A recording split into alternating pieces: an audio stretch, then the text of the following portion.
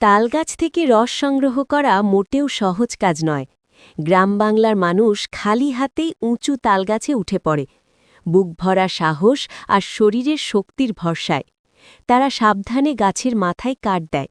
এরপর সেখানে বেঁধে দেওয়া হয় মাটির হাঁড়ি। সারা রাত ধরে সেই হাঁড়িতে ফোঁটা ফোঁটা করে জমতে থাকে টাটকা রস। ভোরের আলো ফোটার সঙ্গে সঙ্গেই নামানো হয় সেই মিষ্টি সাদা তরল।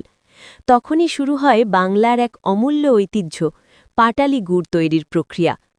প্রথমে বড় কড়াইতে ঢেলে রস জাল দেওয়া হয়। কাঠের আগুনে ঘণ্টার পর ঘণ্টা ফুটতে ফুটতে রস ঘন হয়ে সোনালি রং নেয়। চারপাশ ভরে ওঠে উষ্ণতা আর মিষ্টি ঘ্রাণে। এরপর সেই ঘন তরল ঢেলে দেওয়া হয় নারকেলের খোলার ছাঁচে। ধীরে ধীরে তা শক্ত হয়ে রূপ নেয় মিষ্টি গুড়ে। ঠান্ডা হলে পাওয়া যায় খাঁটি খাসা পাটালি।